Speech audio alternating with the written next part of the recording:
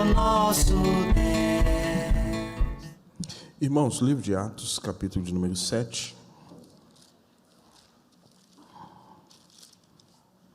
Atos dos Apóstolos, capítulo 7.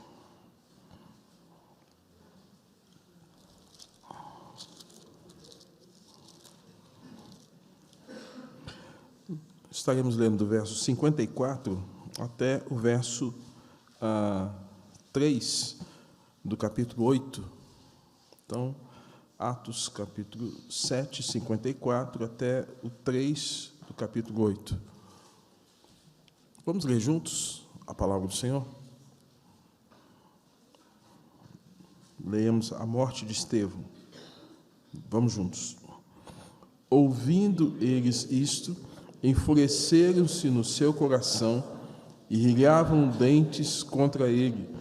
Mas Estevão, cheio do Espírito Santo, fitou os olhos do céu e viu a glória de Deus, o Jesus que estava à sua direita. E disse: Eis que vejo os céus abertos e o Filho do Homem em pé à destra de Deus. Eles, porém, clamando em alta voz, taparam os ouvidos e, unânimes, arremeteram contra ele. E, lançando-os fora da cidade, apedrejaram, e as testemunhas deixaram as suas vestes aos pés de um jovem chamado Saulo. E apedrejaram Estevão, que invocava e dizia: Senhor Jesus, recebe meu espírito.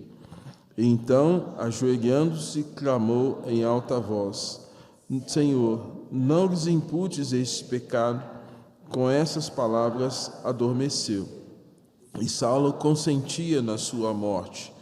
Naquele dia levantou-se grande perseguição contra a igreja em Jerusalém, e todos, exceto os apóstolos, foram dispersos pelas regiões da Judéia e Samaria. E alguns homens piedosos sepultaram Estevão e fizeram grande pranto sobre ele. Saulo, porém, assolava a igreja, entrando pelas casas e arrastando homens e mulheres, encerrava-os no cárcere. Senhor Deus, nosso Pai, rogamos a Deus, dá-nos a compreensão de que é graça, não somente nós cremos, mas também padecemos pelo nome de Jesus. Ó Deus, muitas vezes não entendemos o porquê disso, mas, ó Deus, ajuda-nos a enfrentar os momentos difíceis, ó Deus, onde a fé que temos no Senhor, a confiança que nos foi dada em Cristo é posta em xeque e muitas vezes, ó Deus, recebe oposição daqueles que não o conhecem. Fortalece a tua igreja, fortalece o teu povo nesses dias e dá-nos o entendimento da tua palavra nesta hora, em nome de Jesus. Amém. Amém. Irmãos, o tema da nossa fala nesta noite é a perseguição da igreja. Perseguição da igreja. E eu quero me dirigir a você com a seguinte pergunta: você já sofreu alguma perseguição por ser cristão? Você já passou por algum tipo de oposição por conta da sua fé em alguma circunstância? Irmãos, 1 a cada 8 cristãos no mundo são perseguidos por causa da fé em Cristo. 1 a cada 8 é perseguido por conta da sua fé. Hoje se fala muito de intolerância religiosa. Sim, ela existe de maneira explícita em muitos lugares do mundo. E no nosso país, vagarosamente, nós estamos assistindo aquilo que é explícito se tornar, aquilo que era implícito tornar-se explícito e institucionalizado. O artigo 5º da nossa Constituição, ele diz assim: todos são iguais perante a lei, sem distinção de qualquer natureza, garantindo-se aos brasileiros e aos estrangeiros residentes do país a inviolabilidade, direito à vida, à liberdade, à igualdade, à segurança e à propriedade nos termos seguintes do artigo 6º da nossa Constituição. É inviolável a liberdade de consciência e de crença, sendo assegurado o livre exercício dos cultos religiosos e garantida na forma da lei a proteção aos locais de culto e suas liturgias. Nós aqui estamos num templo religioso, protestante, reformado, presbiteriano, como também outros locais, uma sinagoga, um centro espírita, liberdade religiosa e liberdade de expressão em todos os níveis. Isso está na nossa Constituição. Irmãos, a missão Portas Abertas, numa descrição, em uma das suas reportagens, diz assim, que de acordo com os dados da lista mundial da perseguição em 2022, mais de 360 milhões de cristãos no mundo enfrentaram algum tipo de oposição por conta da sua identificação em Cristo. Mais de 360 milhões de cristãos sofreram oposição por conta da sua fé em Cristo. Queridos, o que a Bíblia registra sobre perseguição? Temos que falar sobre o assunto. E você precisa estar atento a isso. Perseguição da igreja, ela não começou no livro de Atos. Ela teve início em Gênesis 3, com a ação satânica e perversa de Lúcifer, na tentativa de impor por meio do pecado uma separação entre Deus e os homens, entre os seres humanos e, por fim, uma ruptura com a criação. Se olharmos Gênesis 3, do verso 1 ao verso 5, vai falar de como isso se tornou evidente. O conflito, na verdade, a princípio se tornou evidente numa dimensão espiritual, quando Lúcifer se rebela contra Deus e induz um terço da milícia de anjos e se rebela, evidentemente, contra o Senhor, Criador de todas as coisas, porque ele queria assentar-se no trono de Deus e receber a mesma adoração que os anjos atribuíam a Deus. A partir de Gênesis capítulo 3, 1 a 5, nós temos o início. Tudo começou, evidentemente, num contexto terreno, a partir desse momento. Êxodo capítulo 1, quando descreve sobre a sentença da morte dos meninos, tem um infanticídio contra os hebreus. E esse infanticídio, aprovado por Faraó, maioral do Egito, porque o número de meninos hebreus estavam crescendo e isso estava assustando o contexto do Império Egípcio. E aí as mulheres hebreias tinham facilidade de gestação, eram férteis, o número de hebreus crescendo, e a estratégia que se teve, queridos, para barrar e romper com isso foi: vamos matar as crianças. E aí a gente tem a história de Moisés, que depois de 3 meses, lançado ao rio, um cestinho, encontrado pela filha de Faraó e é tratado depois como um príncipe, sendo ele um hebreu num contexto do Egito. Perseguição. A Bíblia nos apresenta os profetas: Isaías, Jeremias lançado ao poço, Daniel lançado à cova dos leões, lançado na fornalha, oposição para que não se orasse, para que não se buscasse a Deus. Elias, estando no encalço daquele casal, Jezabel e o rei Acabe, e é cognominado como perturbador de Israel, porque ele confrontava e dizia: está errado, e agora Elias é perseguido. O homem entra em crise. A gente sabe que acontece uma depressão fortíssima no profeta, vai para Horebe, numa tentativa de fugir de um chamado, mas Deus diz para ele que não era para fugir. Mas ele sofre com a perseguição. E todos, irmãos, esses e muitos outros que passaram por níveis de perseguição. Davi, como rei de Israel, e tantos outros reis tementes a Deus que sofreram oposição, às vezes dentro de um contexto familiar. Davi sofrendo com a oposição do próprio filho, que não entendeu absolutamente nada e que se revoltou por conta do pecado do pai. Irmãos, essa narrativa de perseguição se estende a todo o Antigo Testamento, chegando nos Evangelhos. E aí nós temos, por exemplo, o livro de Mateus, Mateus capítulo 2, que é muito enfático ao decifrar novamente. O Velho Testamento começa em Êxodo com o infanticídio das crianças, e agora no Novo Testamento, Mateus capítulo de número 2, vai falar também do infanticídio. Herodes, sabendo que a profecia estava se cumprindo acerca do nascimento de Jesus, o Messias, Herodes manda que todas as crianças a partir de 2 anos fossem mortas. Perseguição.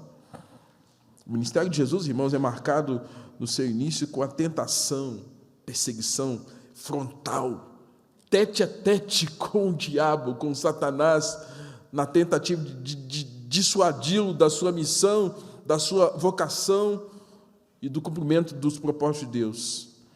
Jesus recebe oposição, tentativas e mais tentativas de destruírem, por fim, a traição, o julgamento, a sentença, a morte de Jesus. Oposição, o justo pagando o preço pelos injustos.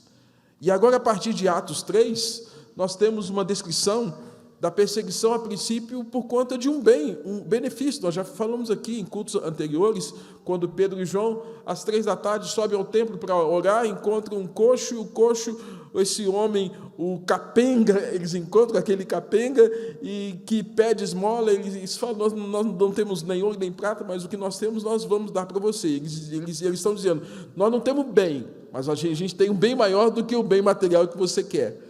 Em nome de Jesus, levanta e anda, e o coxo se levanta. Todos ficam encantados, o homem sai louvando a Deus, mas aquilo chega ao ouvido das autoridades, que, incomodadas com a repercussão daquele fato, vão ao encalço de Pedro e João, e vão prender Pedro e João, e a princípio, irmãos, dizem para ele, olha, vocês, a partir dessa prisão, não devem falar absolutamente mais nada, se calem, não falem do coxo, não falem desse Jesus, não falem do caminho, se calem, nós não queremos ouvir mais. Aí Pedro e João, imbuídos pelo fato de que foram impactados pelo que aconteceu em Pentecostes, dizem, importa obedecer a Deus do que aos homens. Irmãos, então nós vemos que o que não é de hoje. E Jesus deixou muito claro a ideia de perseguição, porque ele fala assim, vós sois a luz do mundo. E luz vai incidir sobre o quê, irmãos? Toda vez que tiver um crente em algum lugar, e for de Jesus mesmo, ele é luz. E por ser luz, vai incomodar o quê? Você não precisa nem falar que é crente, é só o fato de você ser luz. Você está num lugar, só tem gente não crente, só tem gente que não conhece a palavra, vai incomodar.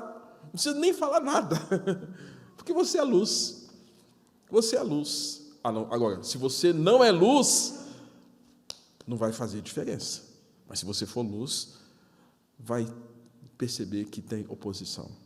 Na família, no trabalho, na vizinhança, e às vezes até na igreja. Irmãos, no capítulo 3, destacou-se a prisão de Pedro e João, como eu disse. Agora, o capítulo 7, ele detalha a vida, o testemunho, o martírio de Estevão, um diácono fervoroso, fiel, e nos mostra a sua apologia. O que é apologia? A sua defesa da fé.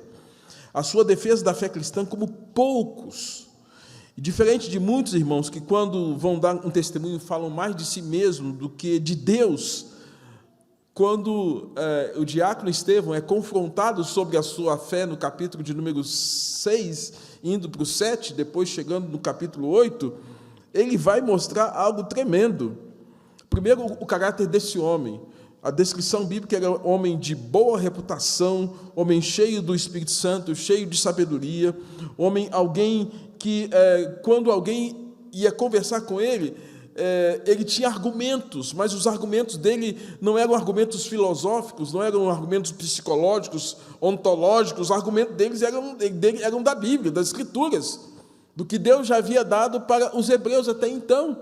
Os argumentos deles eram históricos, da história da nação de Israel, o povo escolhido de Deus. Nós temos, irmãos, esse homem que as pessoas não resistiam aos seus argumentos da palavra que ele tinha a dizer. E a palavra que sempre ele tinha a dizer estava centrada na pessoa de Jesus. Porque o Velho Testamento aponta para Jesus. E o Novo Testamento estava por construir, a ser construído, a ser escrito.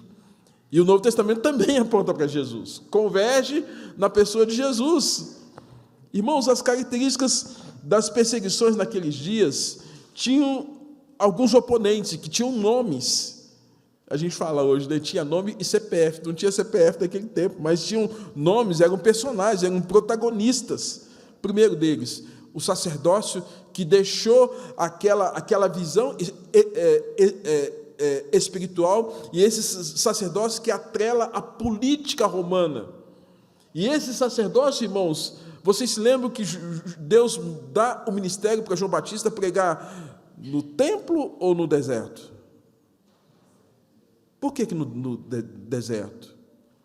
Porque o sacerdócio tinha sido tomado pela política da época, pelo fisiologismo da época, pelas influências pagãs. Vai pregar no deserto.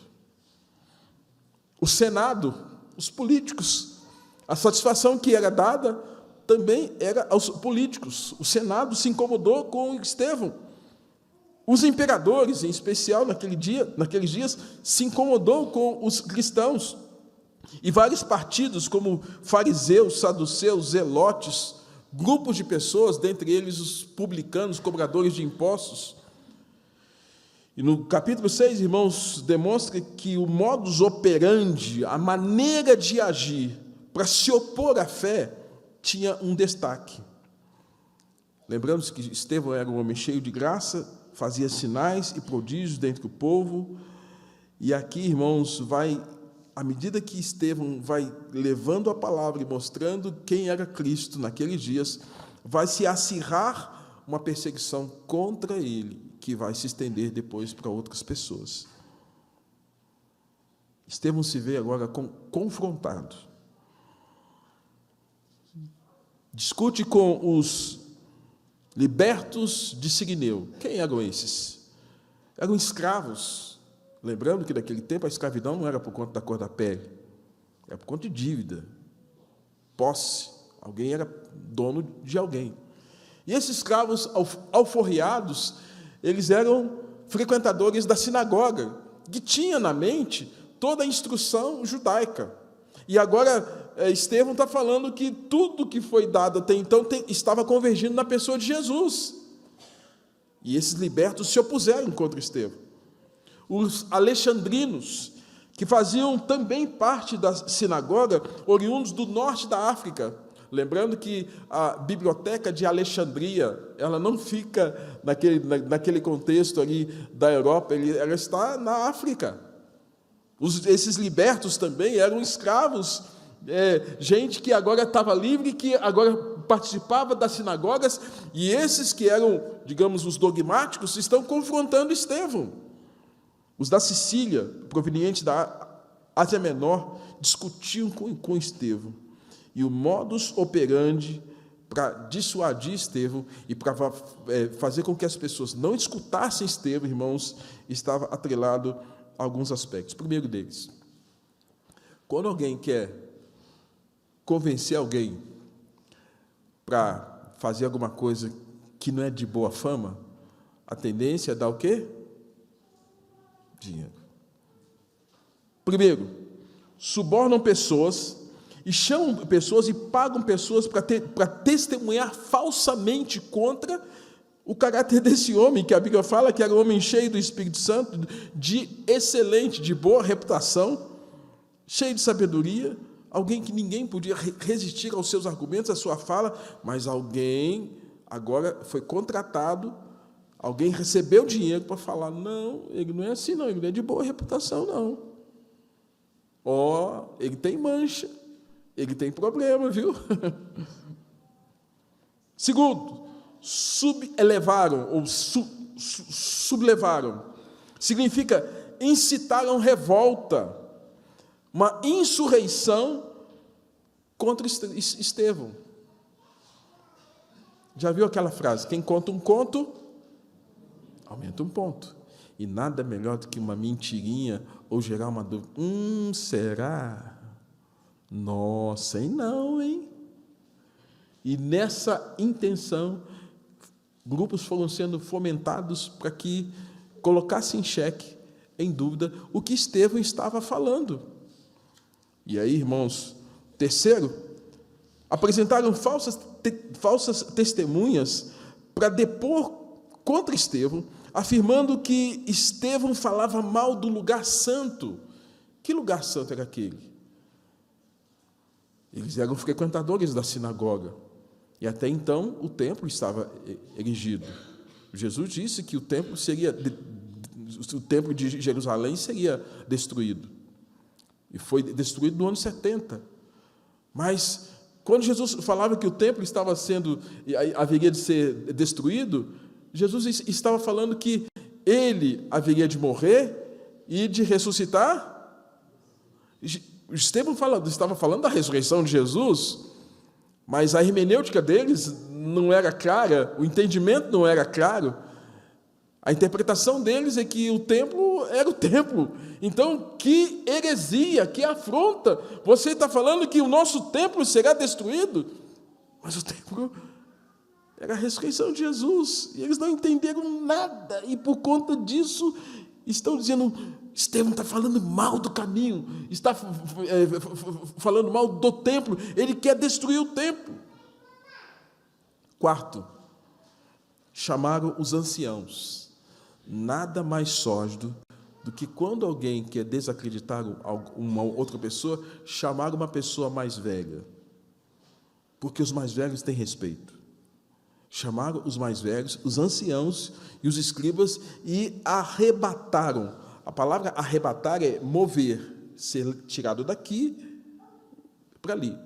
Levaram Estevão à força, forçosamente, para um outro lugar, e certamente na tentativa de dissuadir Estevão da mensagem que ele pregava. E ele só anunciava, Jesus Cristo ressuscitou de entre os mortos. A síntese da mensagem dele era essa. Irmãos, questionaram e argumentaram que a intenção de Estevão era de falar que Jesus destruiria o templo e mudaria os costumes dados por Moisés, sendo que a referência era sobre a ressurreição. Esse era o motivo da perseguição. Você é perseguido porque fala que Jesus está vivo? Você é perseguido porque fala que Jesus faz parte da sua vida, da sua história, e quer conduzir a sua vida dia após dia, e que você tem que andar segundo os ensinos dele? Se alguém te afronta por conta disso, você está exposto a um nível de perseguição. Irmãos, é este diácono com o rosto angelical que está a pregar e anunciar quem de fato é Deus. É ele que faz uma síntese. Se você nunca estudou a Bíblia, eu te convido a ler o resumo que Estevão faz do Velho Testamento. Ele faz uma síntese de anos, desde Abraão até os dias de Jesus, entre o capítulo 6 e 7 de Atos. E nessa síntese, ele está mostrando quem é Deus. Para aquele grupo de pessoas que estavam ali no contexto do primeiro século, angustiados e assustados com a mensagem de Estevão, ele está apresentando quem era Deus. No verso 2 do capítulo 7, ele começa falando de Abraão. Então ele fala que o Senhor era o Deus de Abraão.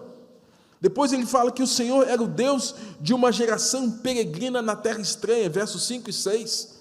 Ele fala que o Senhor era o Deus e juiz das nações opressoras como o Egito. Deus estava acima dessas nações opressoras. Ele fala que o Senhor era o Deus da aliança, que chamou Abraão a uma aliança por meio da circuncisão.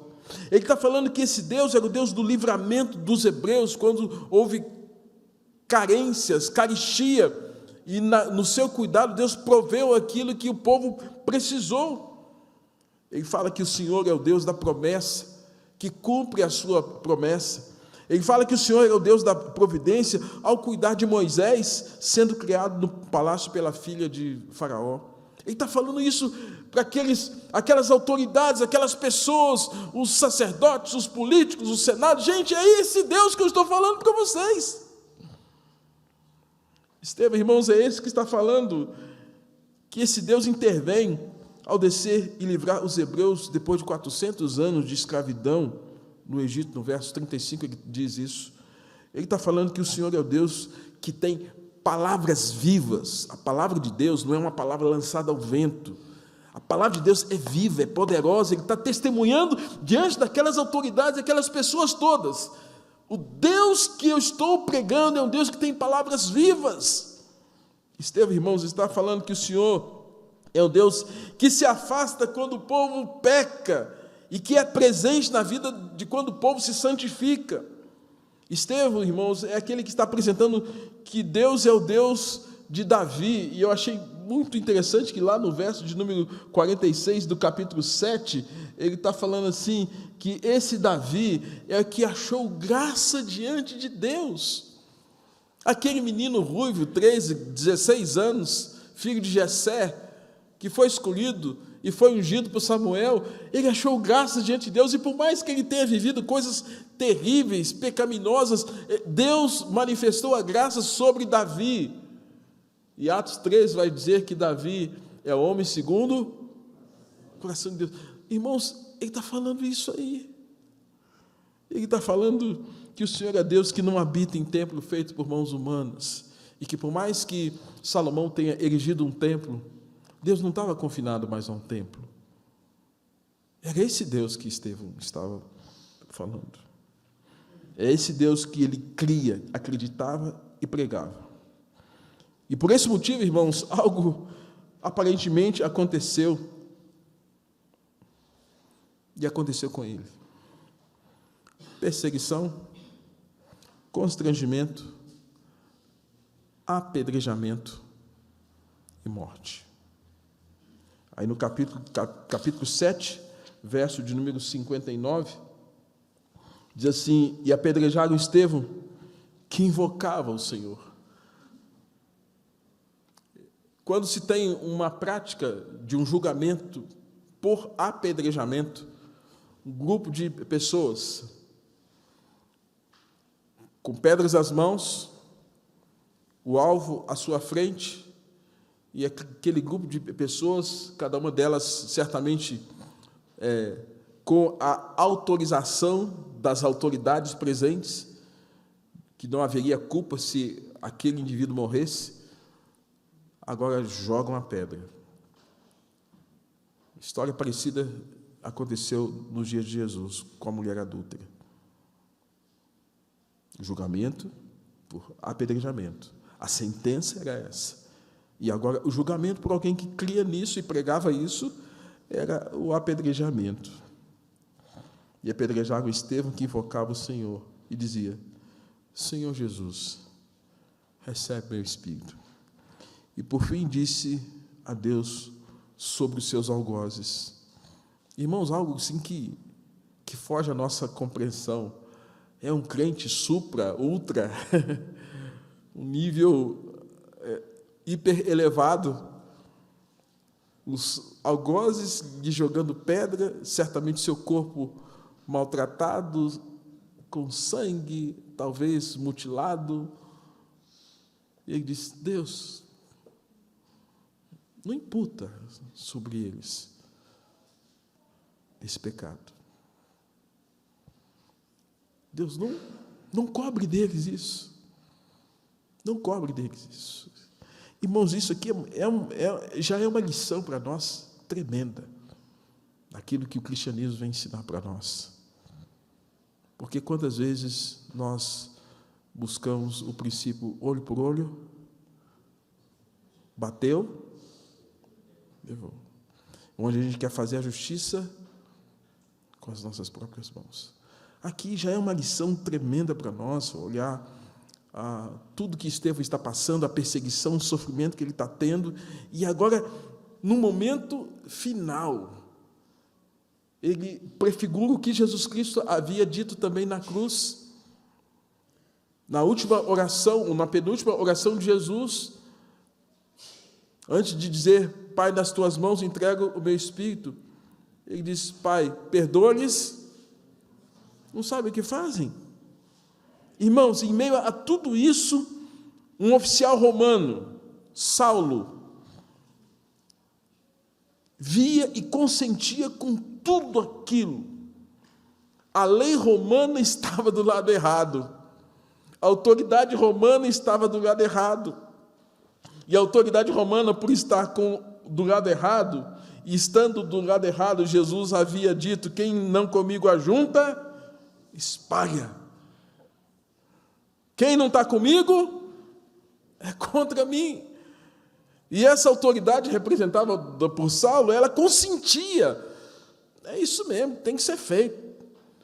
Cristão, gente que anda no caminho, tem que tudo morrer. Tem que tudo ser destruído. Não deve sobrar nenhum. E diz o texto, capítulo de número 8, verso 1, que Saulo consentia na morte de Estevão. Ele tinha a permissão, a autorização das autoridades que estavam sobre ele para fazer o que estava fazendo, e ele falou, não, é isso mesmo.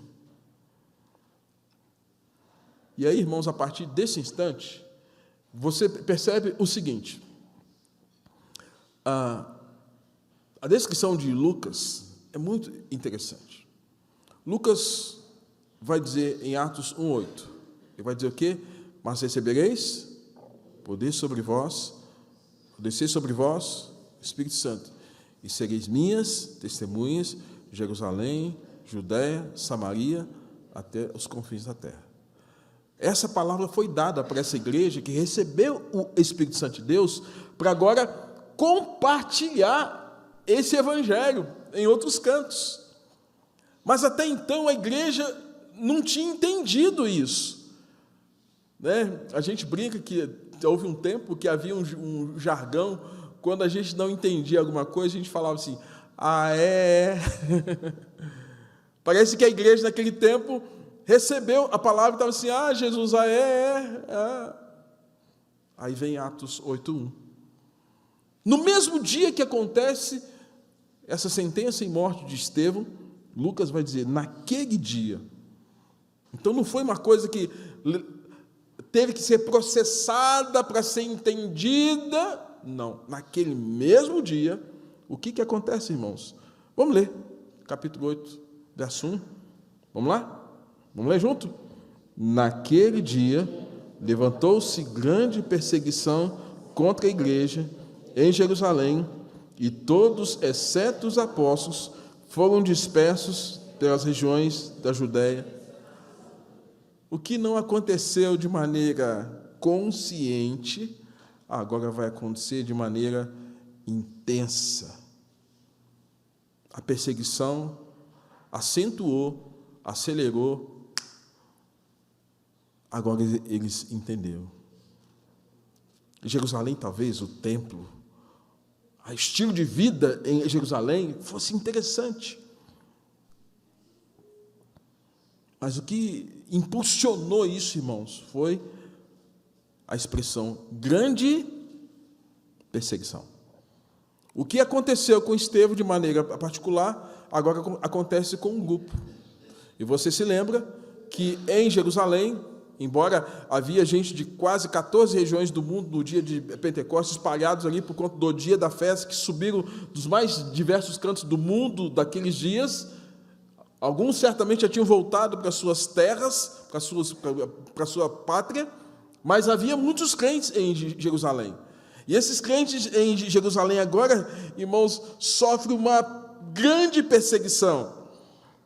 O que se iniciou de modo individual cresceu numa proporção tamanha que Lucas diz o seguinte: naquele dia se levantou grande perseguição contra a igreja, e todos, usando a expressão exceto os apóstolos, quantos eram? 12. Exceto os apóstolos foram dispersos, ou seja, somente os apóstolos ficaram ali. Pensa, irmãos, um grande número de crentes agora tendo que lidar com essa grande perseguição. A oposição se tornou coletiva e o modus operandi, a maneira de lidar com os que são do caminho, os que são cristãos, os que são seguidores de Jesus, ficou mais severo. Irmãos, mal tiveram tempo para chorar a morte de Estevão, mal puderam processar o luto da morte trágica do diácono, mal puderam processar e o problema se intensificou. Diz o texto que Saulo assolava a igreja. Assolar dá a ideia de estar debaixo da sola do pé, né?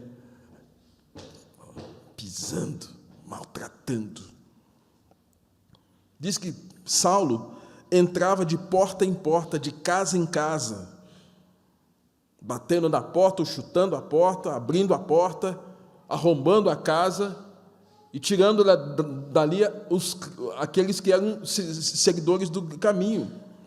Diz que Saulo, irmãos, arrastava homens e mulheres. Pensa numa imagem dessa. E se você já viu aqueles filmes que estão relacionados ao primeiro século, ao Império Romano, aqueles soldados romanos, a maneira como eles se trajavam, os cavalos que usavam, as carruagens que usavam, os aparatos bélicos que usavam, eles arrastavam homens e mulheres que eram seguidores do caminho. Diz que Saulo os encarcerava, prender. Daí a igreja teve que se separar, fugir para outras regiões. Surge então, irmãos, o primeiro momento da diáspora. O que é a palavra diáspora? Na língua grega, a palavra diáspora significa dispersão. Então, são os primeiros crentes refugiados. Já ouviu falar disso? Refugiado? Primeiros refugiados no contexto das Escrituras no Novo Testamento. Esses refugiados, irmãos, eram irmãos nossos. Precisavam abandonar suas casas, precisavam deixar sua terra, parente, convívio social, a cultura, o jeito, o modo de ser, e todos eles tiveram que fugir. Lembremos, irmãos, das palavras de Jesus no Sermão da Montanha. Bem-aventurados os perseguidos por causa da justiça, porque deles é o reino dos céus. Bem-aventurados sois vós quando vos injuriarem e vos perseguirem e mentindo disserem todo mal contra vós.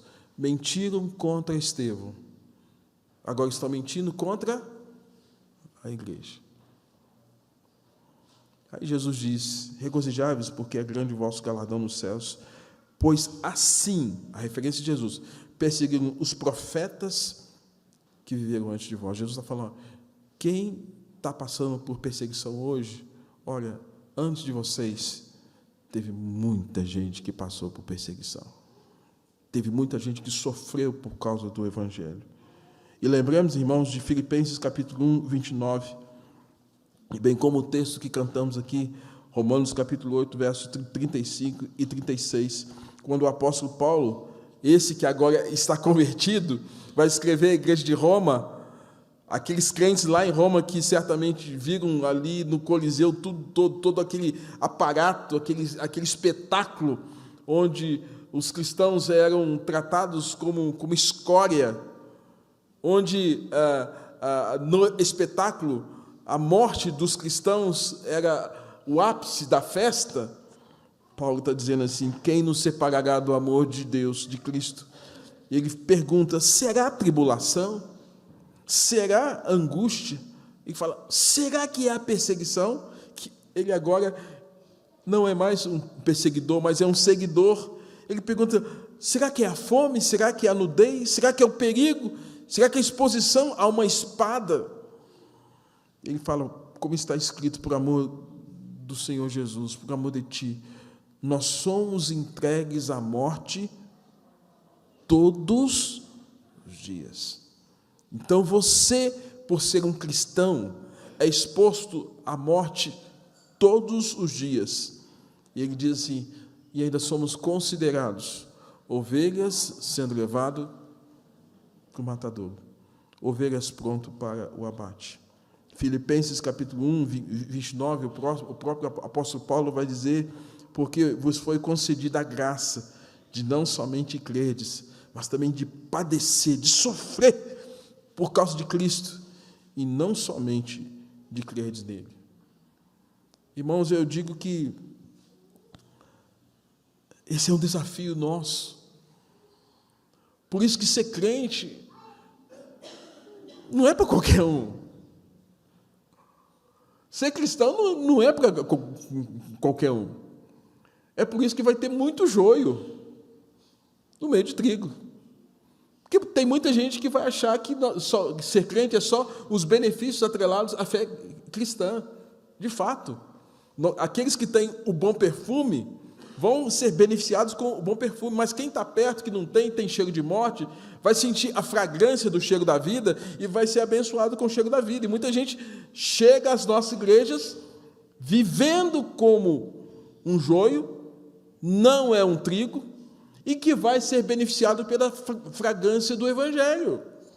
O perfume está comigo, mas quem está perto vai sentir o cheiro. O perfume é Cristo que está na minha vida, porque quem está perto vai sentir a fragrância de Cristo, a vida de Cristo, os benefícios de Cristo. E assim na sua vida também.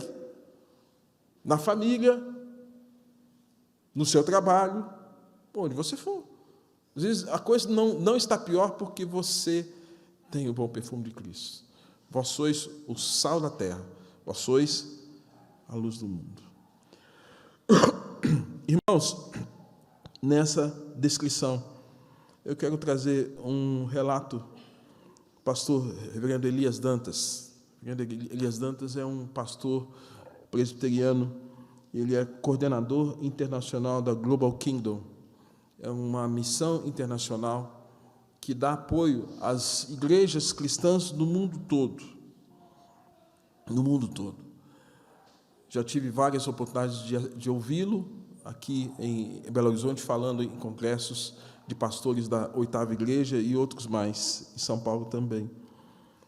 Há bem poucos dias ele deu uma entrevista na CNN falando sobre os refugiados que estão vindo lá do conflito entre a Rússia e a Croácia, e uma igreja de Curitiba recebeu 8 famílias da Ucrânia, perdão.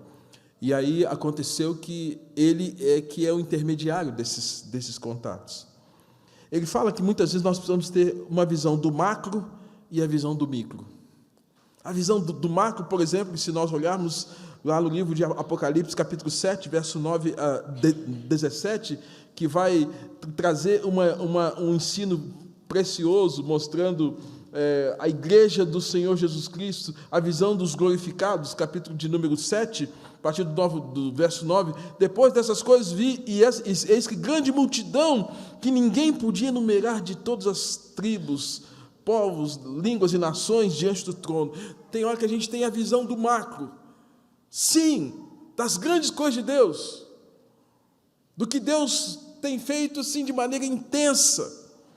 Mas ele fala também o quanto nós precisamos ter a visão do micro, do que acontece de maneira particular, bem lá específico.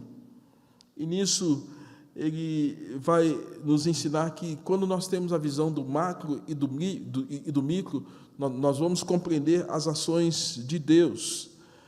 Mas quando nós não temos a visão nem do macro e nem do micro, nós podemos fazer perguntas às quais nós não obteremos respostas porque não temos a visão correta. O nosso micro, por exemplo, ele pode estar relacionado às notícias que ouvimos e que, pela tendência, ficamos com certo pessimismo. Parece que a vida está ruim, está difícil. A nossa tendência é nos sentir atraídos pelo negativo, e falar em perseguição nos faz pensar sempre no negativo. E ele vai contar uma história que aconteceu no Kurdiquistão, no Iraque. Ele diz assim que lá tem um grupo que chama-se Yazidis, que esse grupo tem como forma de vida adorar o demônio, adorar a Satanás. E desde o quarto século, esse grupo se reúne e tudo que eles entendem é a vida para adorar a Satanás. E esse grupo foi atacado pela ISIS. ISIS chama-se ISIS, que é o Estado Islâmico. E lá, no local onde eles moram, lá no Kurdiquistão, né, tem um monte lá que eles foram adorar, foram servir. Só que a ISIS chegou, irmãos, e certamente nós vimos algumas cenas aqui, matou cerca de 25 mil homens. Abusou sexualmente de muitas mulheres, e algumas mulheres que sobreviveram, elas eram abusadas 5 vezes no dia por 5 homens diferentes. Um negócio assim, absurdo, diabólico. E muitas dessas mulheres conseguiram fugir. E fugiram a pé descalço, porque é uma região muito fria, com uma temperatura negativa de cerca de 53 graus negativos. Fugiram descalça. Pensa você andando uma longa distância, descalça, certamente o pé chega a queimar. Aí, quando chegaram a um lugar seguro, a um acampamento, um abrigo de refugiados, elas se viram um pouco mais seguras. Mas cerca de 1.000 dessas mulheres que fugiram do ataque da ISIS, quando saíram de um lugar frio e foram para um lugar quente, o corpo delas não conseguiu resistir. Morreram por conta da questão da temperatura. Elias Dantas, então, ouviu o testemunho dessas mulheres que foram abusadas e que todas elas falavam que quando elas ouviam a palavra ISIS, Estados Islâmicos, elas caíam e babavam, como que possessas de demônios, ao chão. Ele contando. E ele diz que, certa ocasião, então, um pastor que dava assistência ao grupo de refugiados teve contato com essas mulheres. E aí perguntaram para esse pastor o que eles poderiam dizer acerca do que estava acontecendo ali. Ele disse que eles eram ajudados por muitas ONGs, mas as ONGs iam e depois iam embora. Aqui no norte do Iraque, segundo ele, não tem muitos crentes, mas os poucos que tem nos suprem. Então, nós não precisamos das ONGs que vêm, dão água para a gente e vão embora.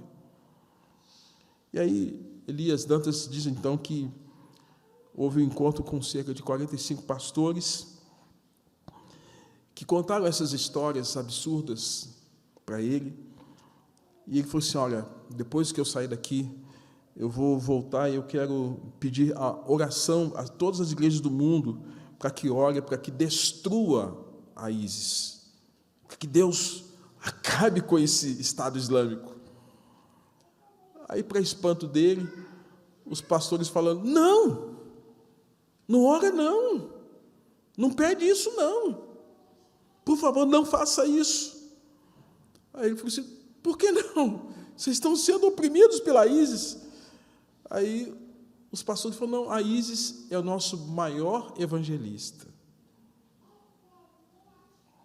Ele respondeu, toda vez que eles cortam a cabeça de alguém, milhares de pessoas abandonam o islamismo e se convertem ao cristianismo. Visão macro, visão micro. Todas as vezes que eles degolam a cabeça de alguém, do grupo deles, muitos saem e se tornam cristãos. E um dos pastores foi visitar o campo de refugiados com 43 mil pessoas. E ele falou: ó, eu vou lá e quero pregar o evangelho para aquelas pessoas. Mas ele falou: no máximo deve vir umas 10 pessoas para ouvir. E naquele dia, irmãos, 4 mil pessoas no campo de refugiados foram ouvir o pastor que foi visitar o campo de refugiados. E desses 4 mil pessoas, 2 mil pessoas se converteram.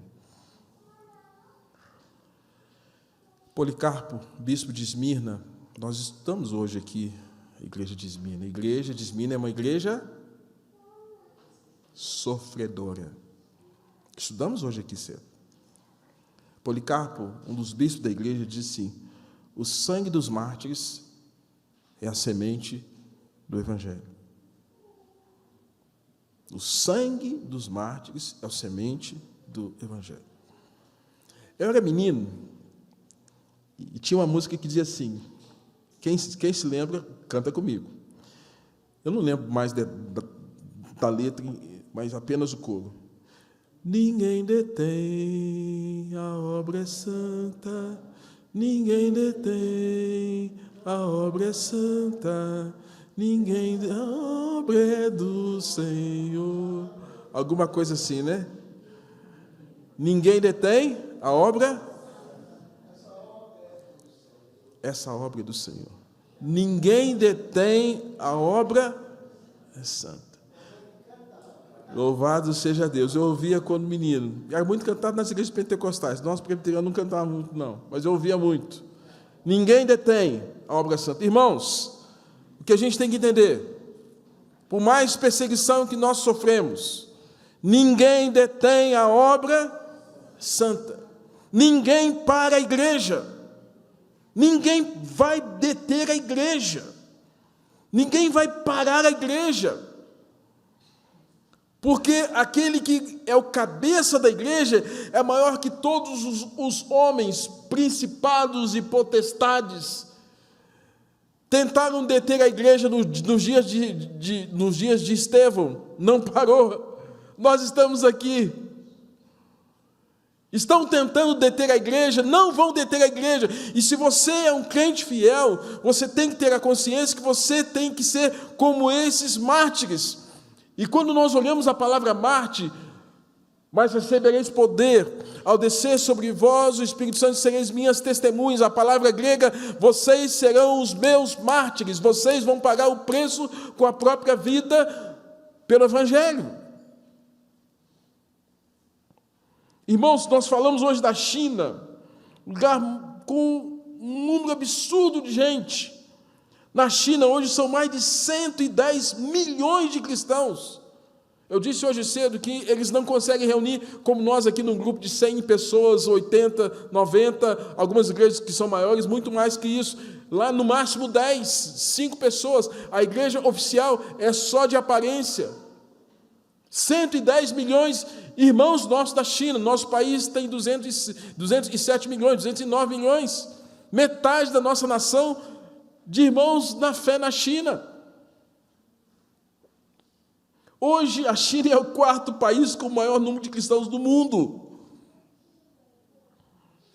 Como disse pela manhã sobre isso, e agora eu repito, ninguém detém a obra santa. Irmãos, o livro A Igreja Sofredora, de um autor chamado Dr. Nick, ele faz uma classificação, porque perguntaram a crentes chineses o que faz com que eles não abram mão da sua fé nos países onde o evangelho é perseguido, o que faz com que eles não abram mão da sua fé e da sua convicção. E eles elaboraram pelo menos 5 características que fazem com que os crentes não abram mão da sua fé, a despeito de viverem num lugar onde há uma perseguição voraz contra o cristianismo. O que vocês fazem para não perder a fé? Ele fala, primeira coisa, ler a Bíblia todo dia. Segunda coisa que vocês fazem, orar todo dia. A terceira coisa que vocês fazem para não perder a fé, evangelizar todo dia. Qual é a quarta coisa que vocês fazem para não perder a fé e manterem esse vigor? Esperar milagres de Deus todos os dias. E quinto, o que vocês fazem para manter a confiança de vocês em Deus? Agradecer ao Senhor todos os dias pelo sofrimento, pela perseguição. Irmãos, as maneiras como determinados irmãos cristãos enfrentam a perseguição deveria nos envergonhar, deveria nos deixar com corar de vergonha, mas também devem nos inspirar, porque nós aqui não temos nenhum tipo de oposição mais intensa, mais severa, é mais sutil, e nós não valorizamos isso enquanto irmãos nossos espalhados pelo mundo, que não têm o privilégio que nós temos, mantêm o vigor e pagam preço com a própria vida pelo cristianismo. E eu encerro com mais uma história, um outro testemunho, descrito no livro chamado Igreja Sofredora. Esse missionário, Dr. Nick, quis encontrar com líderes chineses em uma fazenda próxima a Beijing, cerca de 400 quilômetros de Beijing. Ele ia encontrar com líderes, ele é um missiólogo que dá apoio a líderes, ia se encontrar com 120 líderes. E aí, para esse encontro dos 120, ele só teve 117, 3 não vieram. E aí teve o seu encontro, a sua palestra, o seu momento, estavam todos hospedados no mesmo lugar, e em torno de meia-noite, alguma coisa assim, ele começou a ouvir pessoas orando, chorando, e quase que rolando no chão. Os 117 ouvintes estavam chorando intensamente, orando e rolando no chão. Ele acordou assustado, foi ver o que tinha acontecido, se dirigiu a eles e perguntou: o que está acontecendo? O que está acontecendo? Aí falaram: é porque 3 dos nossos irmãos foram presos, a polícia prendeu os 3. Aí, tá, tudo bem, né? Então, 3 irmãos não chegaram aqui, mas por que, então, esse choro tão intenso? E eles responderam o seguinte: tem alguma coisa de errado conosco. Porque se nós estivéssemos agindo de maneira correta, quem seria preso seríamos... A gente está chorando porque a gente não está sendo preso como eles. A gente está aqui sofrendo, a gente está chorando porque a gente não está sendo perseguido como eles. Gente, que nível! Que nível! A gente aqui está chorando porque o Senhor Jesus falou que bem-aventurados são aqueles que são perseguidos. E aqui a gente está recebendo, a gente está chorando por conta disso. Gente, outro nível. Um outro nível. Um livro do irmão André. Quem se lembra do casal Isha e Vinícius, que vieram aqui à nossa igreja? Eles trouxeram alguns livros. E eu comprei esse livro aqui. Livro do irmão André. Irmão André é aquele irmão que escondia a Bíblia no Fusca e levava as Bíblias em países cortina de ferro. Comunismo intenso, Guerra Fria, e muitos pastores foram convertidos por conta do ministério do irmão André, que aqui no nosso país, a missão dele chama-se Portas Abertas. No livro, ele estabelece 4 perguntas diante da perseguição em países islâmicos, que a gente poderia também fazer as mesmas perguntas. Quando alguém está sendo perseguido, primeira pergunta: vemos os muçulmanos como inimigos ou estamos procurando ganhá-los para Cristo? Traduzindo para nós aqui, vemos os que não são cristãos como inimigos? Ou estamos procurando essas pessoas para ganhá-las para Cristo? Segundo, vamos procurar vingança ao sermos atacados? Ou não deveríamos, ao invés disso, oferecer-lhes o perdão? Terceiro, o que aconteceria se aceitássemos o desafio do islamismo ou esforçarmos-nos como cristãos para imitar a Cristo para eles? E quarto, estamos realmente convencidos que estamos engajados numa luta espiritual? Se sim, não deveríamos nos envolver muito mais ainda com a vida de oração? Uma pergunta que ele faz. A Revista Veja, irmãos, de 2020, trouxe uma matéria dizendo o seguinte: passados 2000 anos, Revista Veja, das perseguições que levavam os primeiros cristãos à arena de Roma, as agressões e a violência contra os seguidores do Evangelho continuam presentes em grande parte do mundo desde o início do século XXI. Para milhões de cristãos, a pretensão de liberdade religiosa voltou a ser motivo de conflito. Então, a própria Revista Veja está falando que hoje há uma perseguição evidente contra quem? Contra os cristãos. No ranking da missão Portas Abertas, igreja perseguida, ou seja, os países que perseguem mais cristãos, antes era a Coreia do Norte, agora o Afeganistão. Segundo, Coreia do Norte, ranking mais recente. Terceiro, a Líbia. Quarto, Somália, lá na África, norte da África. Sétimo, Nigéria. Só esse ano, 1.900 crentes foram mortos na Nigéria. A China, 17º. Colômbia, bem perto da gente, 30º. Cuba, 37º. Moçambique, estive lá, 41º. E me permitam, eu quero fazer uma leitura bem breve. Eu sei que nós estamos já avançados, mas eu acho que é importante quando Deus está falando ao nosso coração.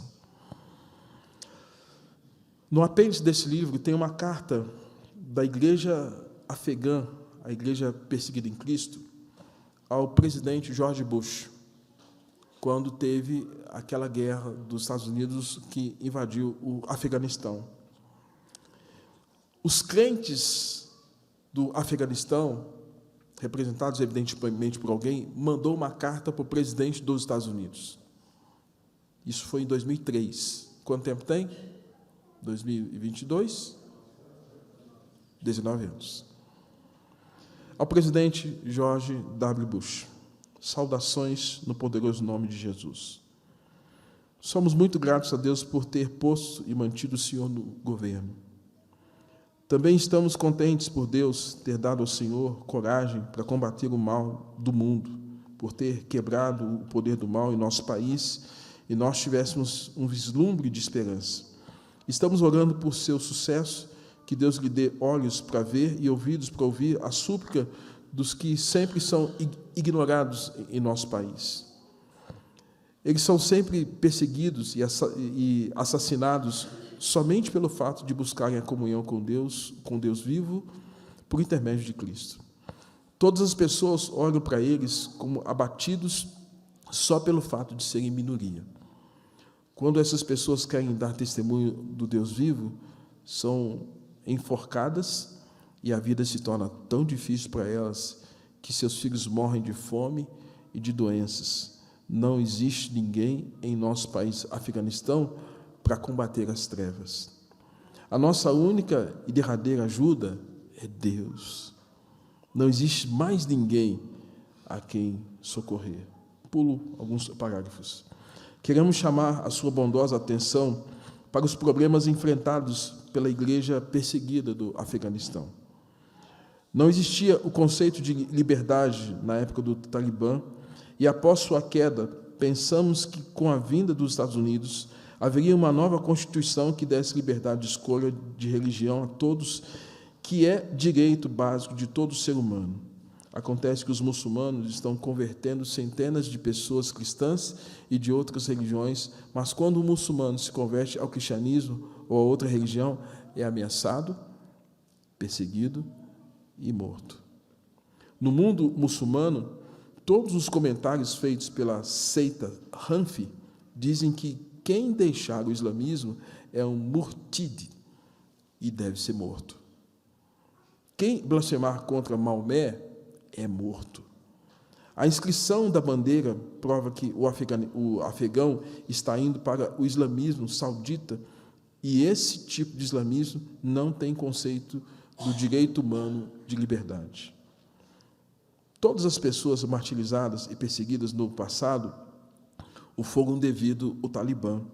E agora, no futuro, todos os ditos incidentes serão devidos à nova Constituição que está sendo preparada e às minorias totalmente ignoradas.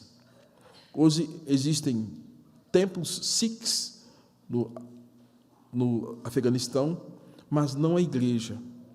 Zahir Shah construiu uma igreja para missionários em Cabul há muito tempo, mas ela foi destruída por outras pessoas depois.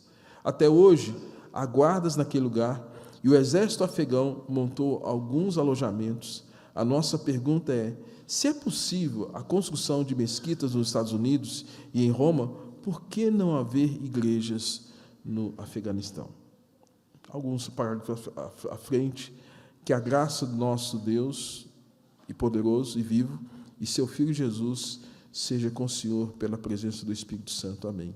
Igreja afegã perseguida em Cristo. Irmãos, nós não sabemos o que é perseguição. E nos resta pensar que uma perseguição severa, se de um lado é o fogo vindo para depurar, por outro, vai mostrar quem é palha, quem é feno, quem é pau.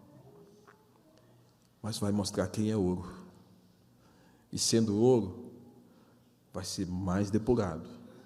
E sendo pedra preciosa, vai ter muito mais valor. Que você seja ouro. Você seja pedra preciosa, e que, a despeito de não termos um nível severo de perseguição aqui, que você mantenha a sua vida e a sua fé e o seu testemunho diante de Deus. Que o Senhor tenha misericórdia de nós, como Estevão e como a igreja enfrentou a perseguição naqueles dias.